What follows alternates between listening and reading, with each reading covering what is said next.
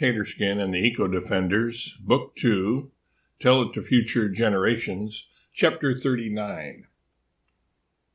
I reckon you could fly that way, but would you be able to beat us in a race? Yuck Yuck countered. Sure I could, Terry asserted. That is, if I wasn't hampered and handicapped by being kept down to this punified version of my rightful self. All right, Terry, if you promise to behave yourself, I will decompress you, Ravel offered. It's a whiz, Terry said.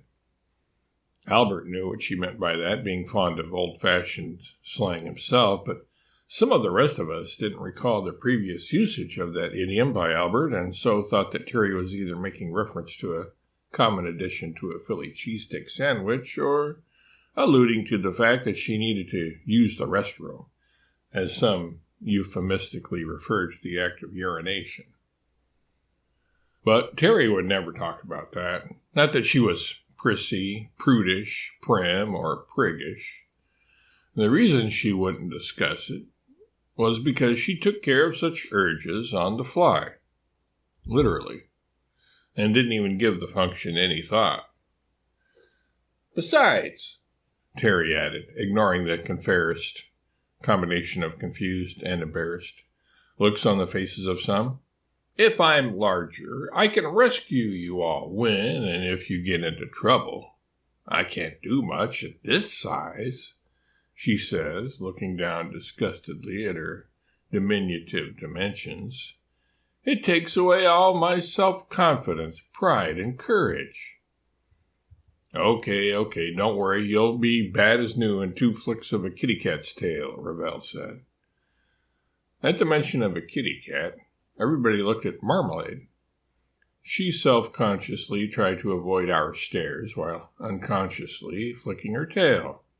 Once, then, before she could give it a second flick, Ravel had, click, click, click, click, returned Terry to her normal size. The again ginormous pterodactyl swiftly moved away from Ravel and his compressor-decompressor and said, "Ha-ha!" in an "I've got you now" tone of voice. But she was only thinking of her regained power and winning the race. Nothing more sinister than that. We got into the JNGFs, flew upriver a mile or so, turned around, landed in the stream, and came floating down, while Terry waited for us at the edge of the waterfall, not wanting to get a head start and thus have to listen to us claim that she cheated. The ride down the river with our engines turned off was thrilling.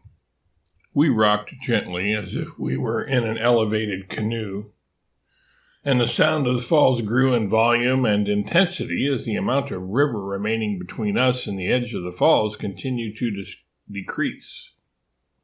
Almost before we knew it, we began to feel the spray and saw sky instead of water straight ahead of us. As we hit the very lip or edge of the falls, time seemed to slow down for a second or two. We teetered over the edge as if suspended in space. Then, over we went, pitching steeply down. It seemed as if we were descending not just straight down, but even curving inward a bit as if we would flip vertically, end over end. Right when it seemed we were about to lose control, Albert pressed the start button, ignition switch, and the engine hummed to life. Being electric, it didn't roar as a gasoline engine would have. We didn't miss out on any roaring, though, because Rory supplied his own roar in his fiercitement. You can probably guess what that portmanteau word means. Even lions, known for their dauntless courage, can be startled when confronted with certain new experiences. As we continued to descend rapidly and were coming nearer and nearer to the bottom of the falls, Albert pulled back the yoke as fast and as far as he could. The Zephyr responded beautifully, raising the nose of the craft. If anything, the craft was too responsive, as we pulled up so steeply so quickly that the stall horn went off. We had gone from the nose of the craft pointing straight down to it pointing almost straight up, and the wind resistance was too strong against the great white underbelly of the Zephyr. It was like being on a flying horse that was rearing up, trying to buck us off. Albert pushed the yoke gradually and smoothly back in until we finally leveled out. We all let out whoops and hollers and barks and roars and grunts and screeches. That was truly exhilarating. Later, I heard about a funny exchange. I thought it was funny anyway, that had occurred in the Androcles. After Ravel had pulled out from the downward drop in the same way that Albert had, and even performed an Immelman, a split S, a chandelle, and a Cuban 8, don't ask me where he learned those maneuvers. Maybe they came to him naturally. Draco exclaimed, "This is more fun than a barrel of monkeys." "What do you mean by that?" Uga then said. "What about gorillas?"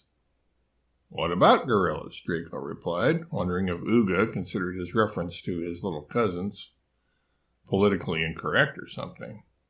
That wasn't it, though. Uga was not the type to worry about political correctness. He had pretty thick skin. His issue was more an academic one, you might say. Uga replied, "How about it being more fun than a barrel of gorillas instead of mere monkeys?" "How many gorillas would fit in a barrel?" Tub Thumper wondered. "Well, half of one, I guess," Uga said. "And how much fun would that be?"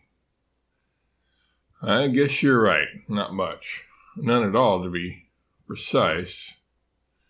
"Okay, you win. This is more fun than a barrel of monkeys." "But it's not more fun than a skyscraper full of gorillas." Uga was one of those apes who always had to have the last word.